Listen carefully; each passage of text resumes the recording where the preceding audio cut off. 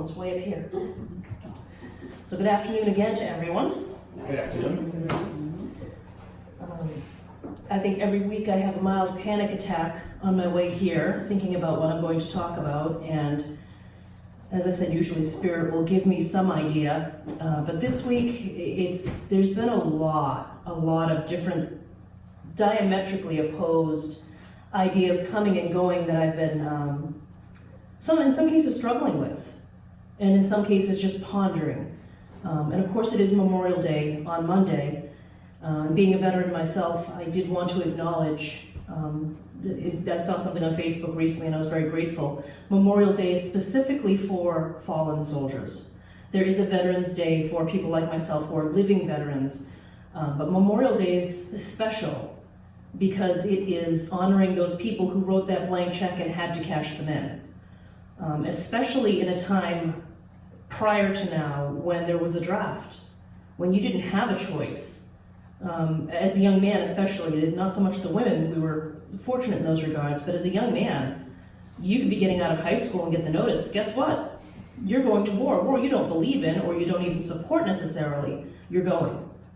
And the loss of life when you look at the sheer numbers between soldiers actively fighting and the number of civilian casualties, and again, we're spoiled because we live here.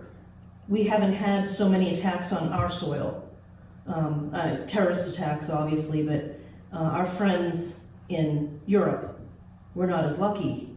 And just by virtue of living there, I've read the accounts of, and I've seen the bunkers under London, having to live underground, under several stories of concrete underground, just in hopes of surviving, of having to make the choice to take your children and send them off to the country to live with strangers and hope that they were fine because you didn't want to risk their life in the city with the bombings going on. A huge loss of life. And again, it didn't matter where you stood politically, whether you believed in it or not. If you were conscribed, you're going. You're going to fight or you're going to die, or both. So to those soldiers who went, willingly or otherwise, that did pay that ultimate price. Secondarily to their families who had to live without them and then ultimately live without them. Their children who grew up not knowing their daddies, or in some case mommies. And those soldiers, I joined at a time when we hadn't had a war since the Korean conflict. The chances of there being a war, it was a relatively easy thing for me to join the Army because the chances of us going to war weren't really that great. It was a lot of college tuition. But I was prepared. My father was military. My grandfather was military. I'm third generation military intelligence. I knew in the back of my mind, as unlikely as it was, there was still the chance that while I was in, I would be sent to war. And so many peers at my time, who had lived almost a whole lifetime without seeing that, kind of took that for granted. And as soon as we had the Gulf War, oh, wait, I want out. No, didn't sign up for this. I'm thinking, no, you did sign up for this. You just didn't read the fine print. You hedged your bets, and now that you have to pay, you want back out. So I do appreciate the fact that I can be here today because my grandfather came back. He fought in World War II. My father came back. He fought in Vietnam, albeit at the end, but still. Had they not come back, might I not be here?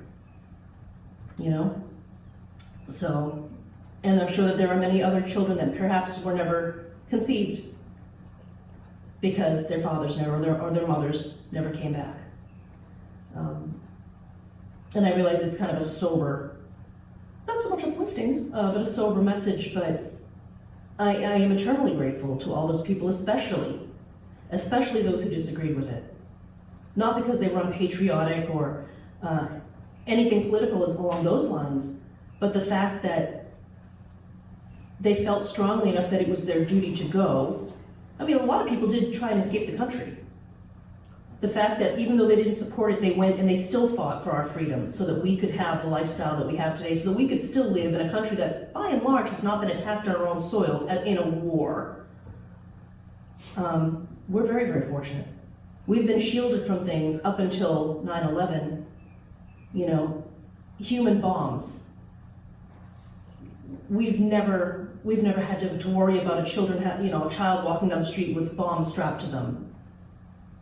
It blows my mind. It makes me very, very sad to think what humanity can do.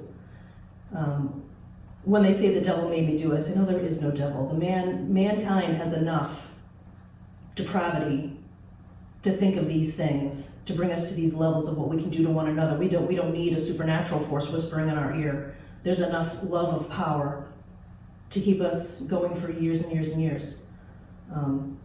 And certainly, as we progress with the technology that we have to kill efficiently from a distance, by the same token, we have the medical knowledge that we didn't have back in the Middle Ages, and a war back then was with hand tools, knives, spears, maybe cannons, maybe catapults.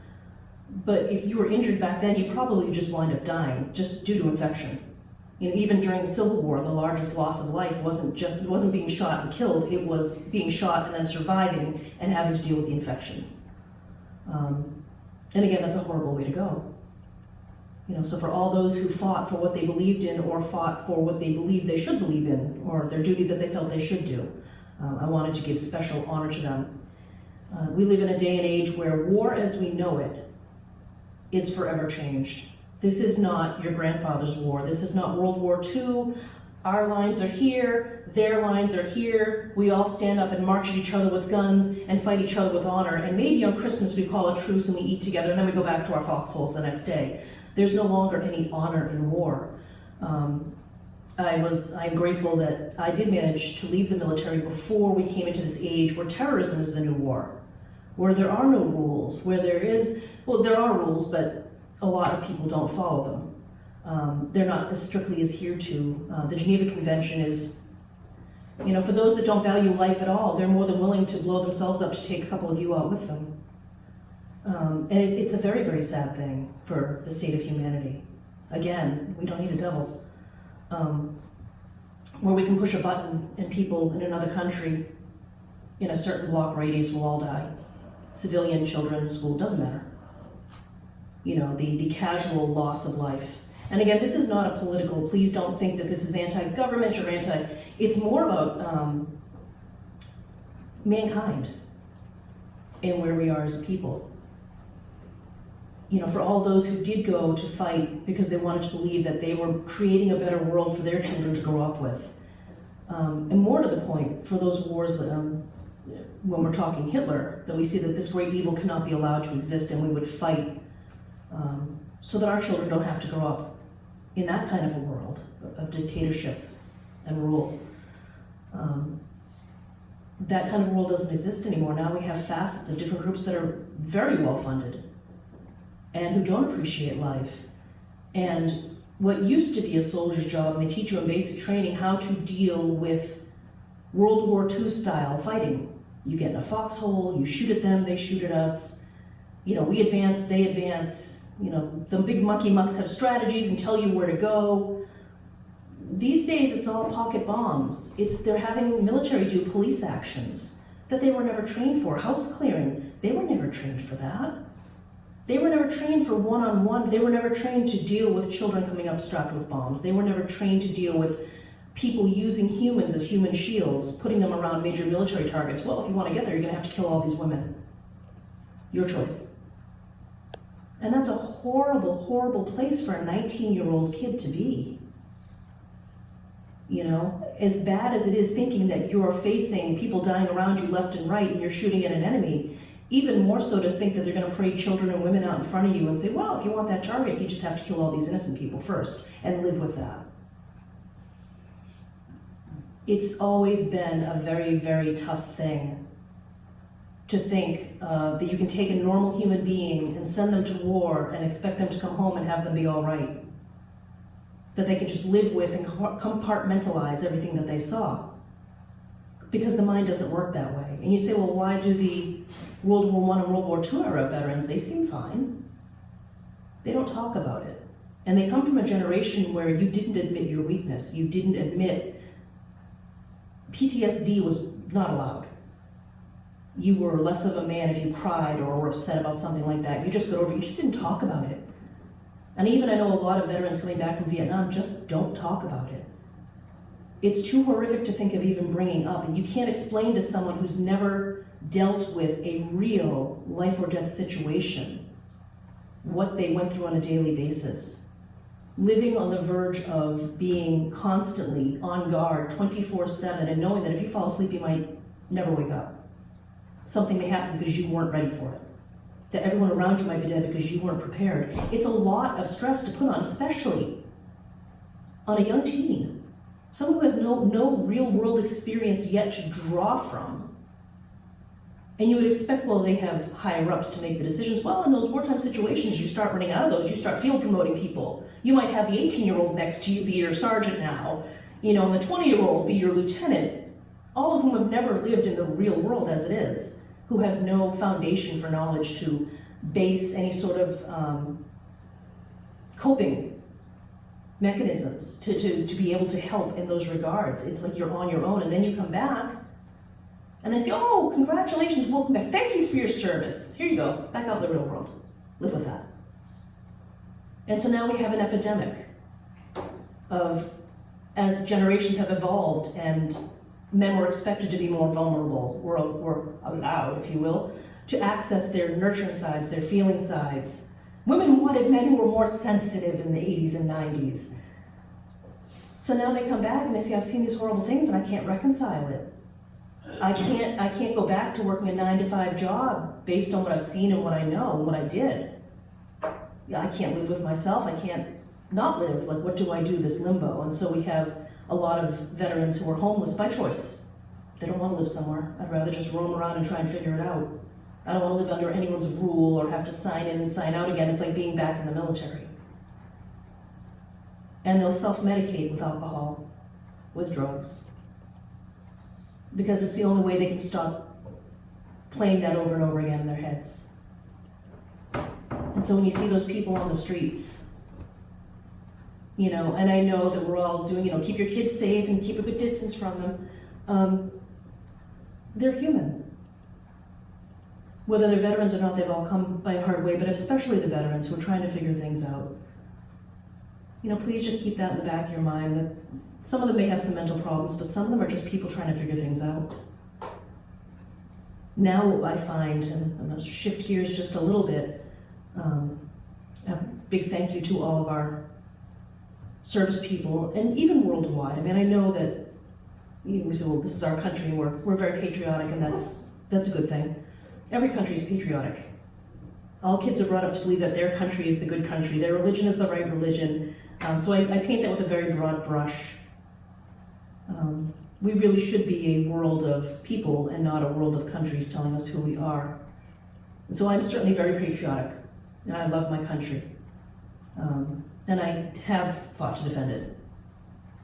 But I also appreciate all the soldiers from the other countries, even though sometimes they might have been our enemies. They were doing what they were told was right or what they believed was right. And their loss of life is no less important than our loss of life. Having spoken to people on the other side, souls are souls. Once we get up there, we're all the same. Really, all the same. Same star stuff. So I realize that's kind of gloomy. I want to segue just a little bit.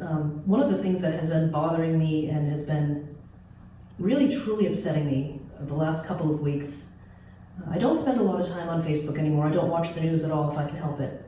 But I don't spend a lot of time on Facebook because so many negative things come up. This politician said this or that politician said that, blah, blah, blah, blah. But lately I have been bombarded with all of the different stories about the legislation regarding abortion, no abortion, women's rights, etc., etc. And again, this is not a pro-life or pro-choice at all. I'm looking at an individual woman. And I know some people say, well, you've got to protect that child. I'm going to rule out just for the moment people who willingly engaged as adults and decided that they didn't want to have the child. I'm just going to take that right out of the equation and say that that's a subject for pro-life, pro-choice to have a debate about. Specifically, I want to talk about the children. I want to talk about the legislation that was passed, and this isn't political. This is about the children. That they're talking about not having the medical assistance necessary for a child who's become pregnant due to rape or incest or something along those lines, non-voluntarily, and that they're being forced to carry those children to term. And again, this isn't about the legislation itself, it's more because it upsets me so much that I want to cry.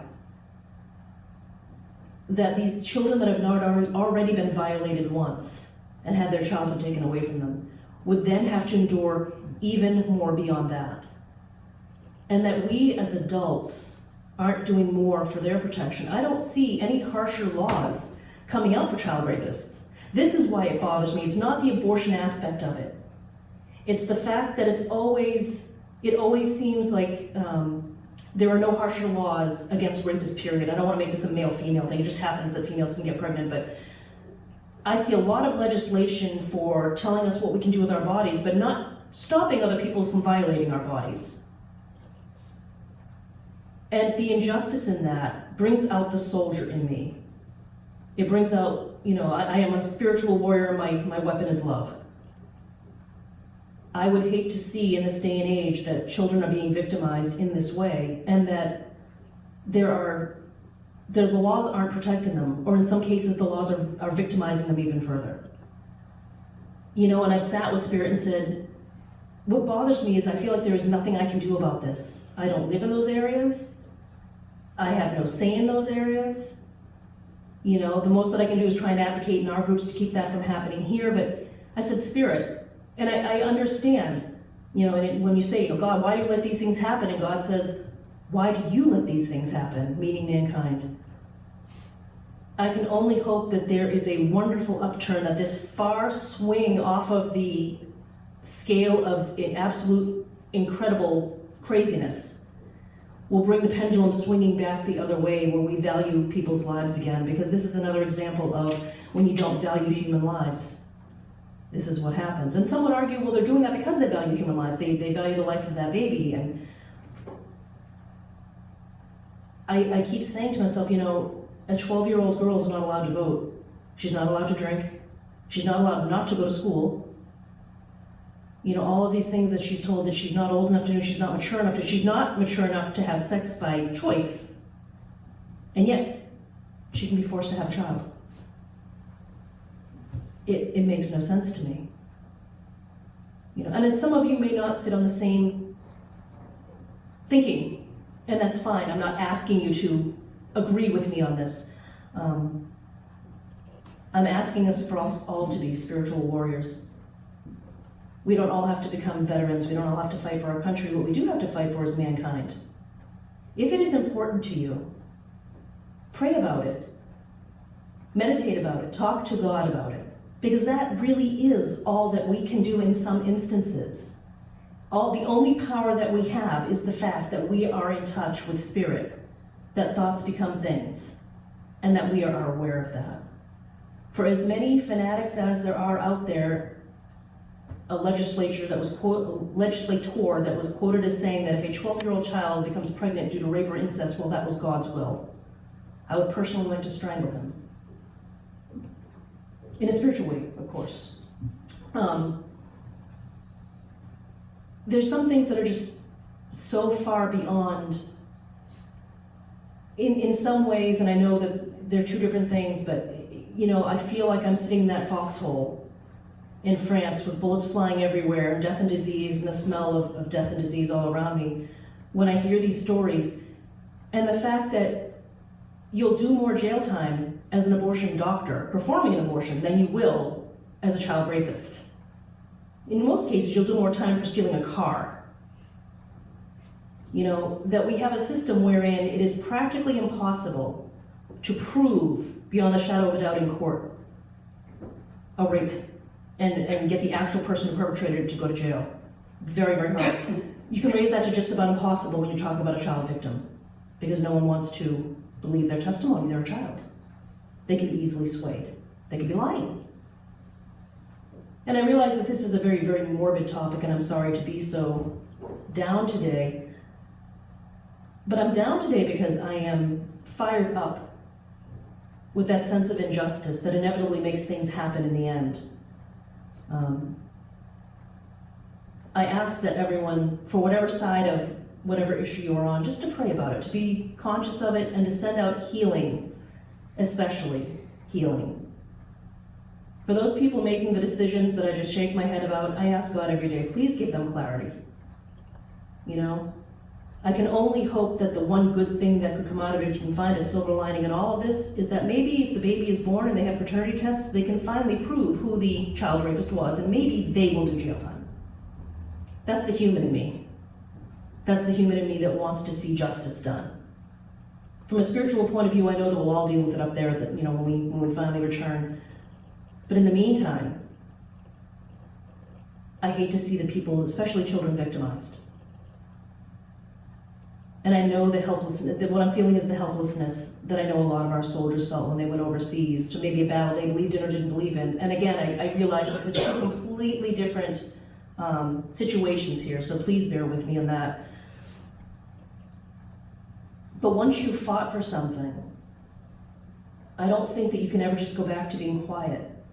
I don't think that you can ever just sit down and see the dramas in life being all that. You know, when you've had to deal with life or death, when you've had to make that choice, to make that sacrifice. And I know that there have been a lot of different movements that have been put in place for empowerment of one group or empowerment of another group. And I say, you know, stop with the marches. You know, lots of people with signs and hats and waving them around. Woo, look, we're all here, we're all here. Then the next day the common is covered with a mess. But what was changed? What happened? You all got together and then dropped it.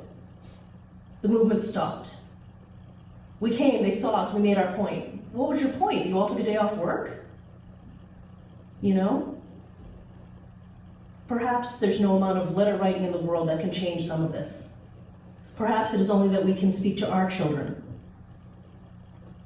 and say, look, I think this is wrong and this is why I think it's wrong. And if you ever have the opportunity to be in a position of power, please remember that. You know, I wouldn't want this to happen to you. We can pray about it, not just for the victims, but for those who don't seem to value one life more than another, or one life in a different way, or it's a very convoluted issue, obviously, when you're talking about children with children. It hurts my heart. And I think the best thing that I can think to do is to get us all together and just say, pray. Pray for a good outcome. And I think that may be the safest thing overall. Pray for a positive outcome. I have to believe that in this crazy world of turmoil, with the political situation being the way that it is, with the legislative situation being the way that it is, it seems like it gets crazier and crazier and crazier, and we are going so much further from common sense in so many ways. And I have to believe and have faith that Spirit has some plan in this, that somehow this will all make sense in the end. And maybe it's just to make us all so angry that we step up and say something. But in the meantime, while we're sitting here going, what do I do with this? Pray for it. Pray for healing wherever it's needed. Whether it is our soldiers who have passed with their own disturbing stories, with their own angst, the injustice of being plucked out of their families as a teen and being forced to fight in a war they didn't agree with, didn't want, and then ultimately killed, potentially. And for the children today who we still fight for. I know they're very different situations, but the injustice in so many ways, it's a hard argument, because you can make arguments on both sides. You can see both sides of a story. You can see common sense on both sides of the story, and they're completely contradictory, but there has to be a common line. There has to be a commonality, or a point where we all come to an agreement on something. But no one's willing to communicate. No one's willing to compromise. It has to be all or nothing. And so I ask you to keep in your frame of mind the ability to compromise and be compassionate. The ability to empathize and see everyone's side of the story, even if it's reprehensible to you. I've tried. I try every day to sit down and understand why would someone make this kind of a decision and make it affect so many people. And oddly enough, not the ones making the decisions. So I've been a huge downer. But really, it is a message of hope. Partially because, God help me, I can't believe that it could possibly get worse in some ways. That we only have up to go from here. And I challenge us all to find those, whether it's this issue or another one, perhaps this is not an issue that speaks to you or is not in your awareness. Everyone has something. Everyone has some issue that touches them, touches their lives, touches someone that they knew very closely, whether it's, cancer or whether it is a legislative issue, whether it's LGBT rights. Pray for those things, not just for the people who fight the good fight for common sense and for fairness, but also for those who just don't get it. Also for those who just are so either power hungry or so indoctrinated into believing that their way is absolutely correct and everyone else should live like that. Pray that they will be lightened, and maybe someday we won't have wars. Maybe someday we'll be able to meet at a table and actually talk things out and really put our cards on the table and not do that whole, well, I'll give you this little bit of information and I'll take that one, but I know you're lying to me anyway. Having worked for the government, I can tell you that I stepped outside of that realm because no one's hands are clean. Every country has their own dealing in one way or another. It's like a game of Survivor where everyone's making secret allegiances everywhere. Certainly there are many countries that I really love and would love to visit, and I love the people there, but I don't have to agree with their governments. I don't have to agree with my government. Still love my country. Just like the people of those countries love their country. This is where we come together. As people, not as government organizations telling us what's best. And this is probably the best way to make change. Be real, be a person. Don't be a member of an organization shouting at other people that they should live the way you believe. Live the way you believe. Educate the way you believe. Teach your children, your grandchildren, your neighbors' kids. Help them to understand why maybe what they're being told, because this is often what I see is, it comes down, we want the public to go this way, so we're going to start releasing these things and telling them they should believe this way. It starts with the children. So be yourself. Be the best person you can be. Pray for the best in everyone and for the best outcome for everyone. Ultimately, I would like to see a day when there is no war, when no child has to leave their home and go and fight on foreign soil somewhere, when no child is victimized in its own country, and then again by its own government. That is my hope. And probably it sounds just as crazy as some of the legislation that I'm hearing right now, but I really am very, very hopeful. We could be putting our energy into curing cancer. We could be putting our energy into, exploring the universe and exploring the depths of the sea that still haven't been seen, and instead we're arguing an argument back and forth and back and forth and back and forth, and it never seems to go anywhere. I would love to have a day when it didn't matter who your partner was, what your gender was, where we're all just seen as people. People who love, people who have souls. And maybe I'll have to wait till I'm on the other side to have that. But I'm hoping we can start having that here. So on this Memorial Day weekend, after being very, very down. Am I fired yet? No, but no. Okay. I would like to, if you would allow me, I have a couple of things I'd like to Please. add to kind of help, I think, drive home what you're trying to say. Absolutely, please add in. May I approach? Please, come up. Reverend Bob, share a couple of thoughts with us. He's my mentor, so I have to listen to him. You don't have to.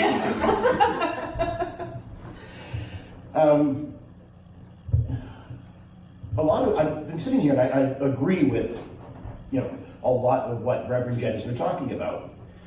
And one thing I kind of worry about is people out there saying, there's a separation of church and state. Why is she talking about things like this in a church?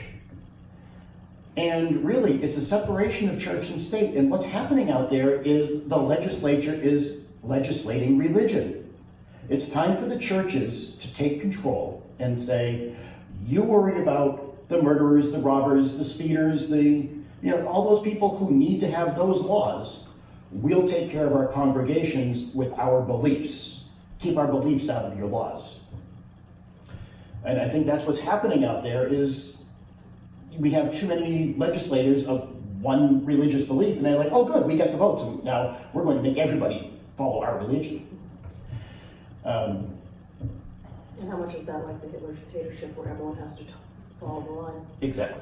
I mean, what if they took a vote tomorrow and 51% of the United States was atheist?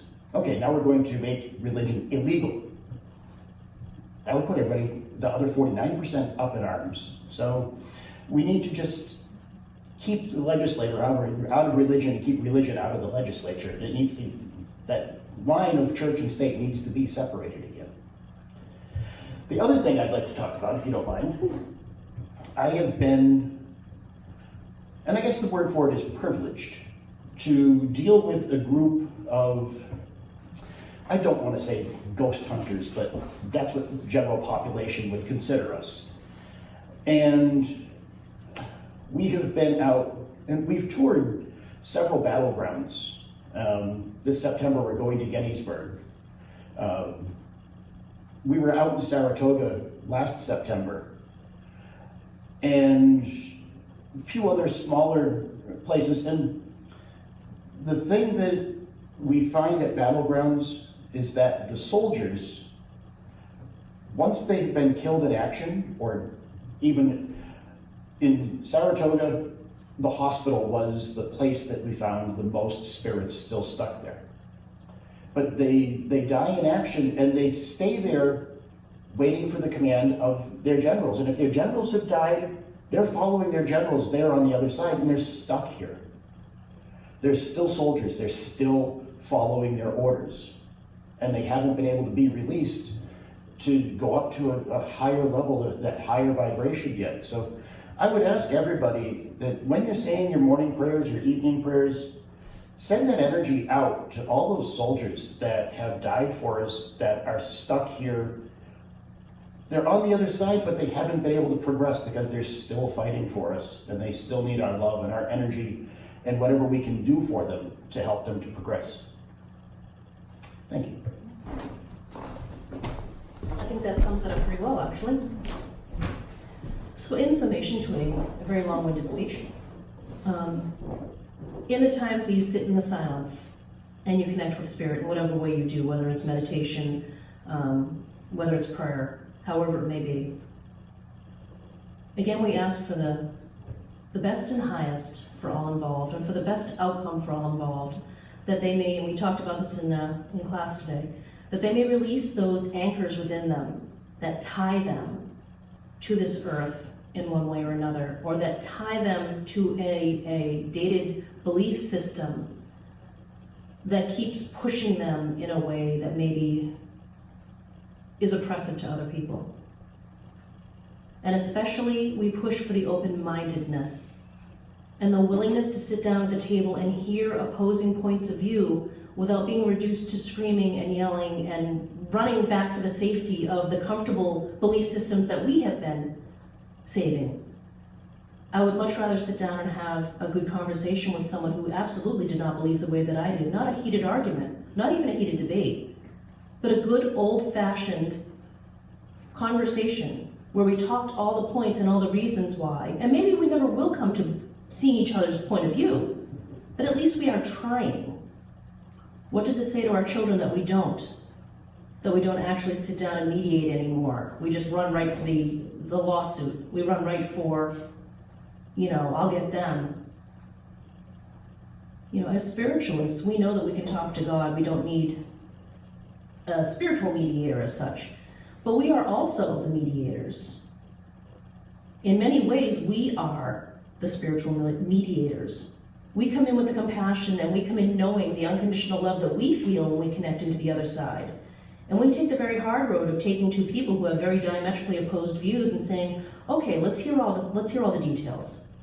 Let's get it all out on the table. Let's air all of the dirty laundry. Let's not hide any of those little secret nooks and crannies where we tuck it into our souls and say, no one's ever going to see that.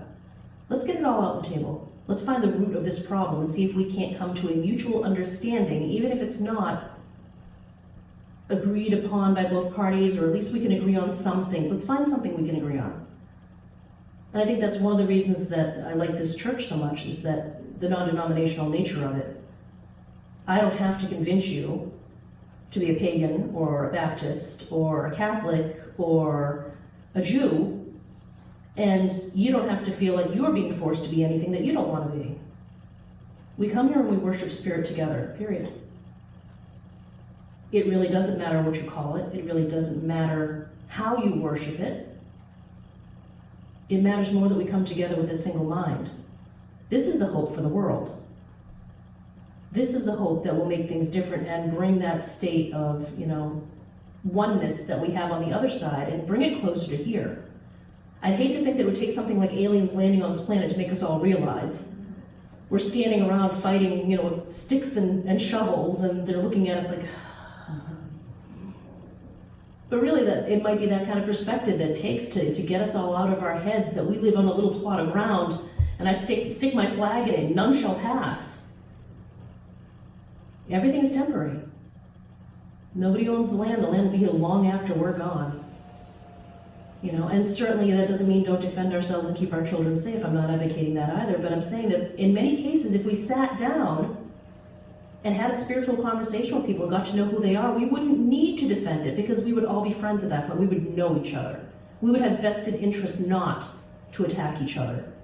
We would have vested interest not to be those kind of people. When we start separating people out, us and them, like I said, now we've got, war is not war anymore. War is terrorism. We fight each other with terrorism. No one wins that. There is no winning from that. The one who's left standing at the end, I guess, is the winner by default. And in so many of those ways, bring that down to a social scale, I don't want to see that same kind of a thing happen to our societies. We'll whittle you out and lead you down through our, might of control, because we have the numbers in Congress now. And it's not about the issue. Someone once said that democracy is 4 wolves and a sheep having a discussion about what's for dinner. We never want to see that happen. I would like to think that we're all adult enough that we could sit down at the table and say, okay, well, let's put everything out on the table and see where we can find common ground and work from there. So if you would, please just take the time to keep those things in mind. And again, I don't watch the news because it is just so overwhelmingly negative on so many levels, but I am aware that it happens. Murders, rapes, in horrific ways, to children, to innocents. It happens every day. I don't need to see it and hear about it to know that it happens. I just send love every day and say, just please take care of them. Help keep everyone on this safe path. Help have them turn that corner before they would meet that murderer, rapist, mugger, whatever. Keep their families safe. Not just my friends, not just my family, but every family. When I get on the road and I drive, sometimes I'm driving very, very late in the morning, and I always say a prayer before I get in the car. Please keep the animals from crossing the road in front of me. I do not want to kill an animal. And please bless all of the drivers on the road with me now, that we may all arrive at our destinations with no harm and no damage. Everyone who's on the road with me. So if you're all driving between 1 and 3 in the morning on a Tuesday morning, you're in luck, because it's covered. But I'd like to apply that to our lives. I do have a gratitude. I'm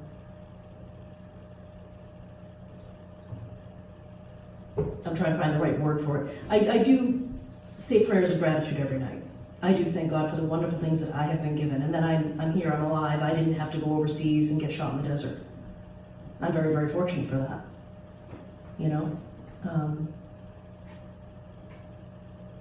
And I would like to see a lot of other children grow up and be able to have that opportunity to live their lives, to be the best they can be, to be bright, shining stars. And I'll wrap it up really quickly and just say, please keep those people in your prayers, both the soldiers who have fallen defending their countries, no matter which country, even if they were our enemies. They were doing what they believe they should be doing. And for those people who may be victimized by some of the laws and legislation coming into play, or the lack of laws, or the lack of rulings, because some of the judges' rulings I've seen lately just horrific. But I ask blessings not only for the victims, but for those perpetrators. Because I know, being a spiritualist, I know that we all have to deal with our transgressions on the other side. It's not punishment. It's an understanding. It's a balancing. And when you swing so far out of balance, I can't imagine that's going to feel really good when you get to the other side.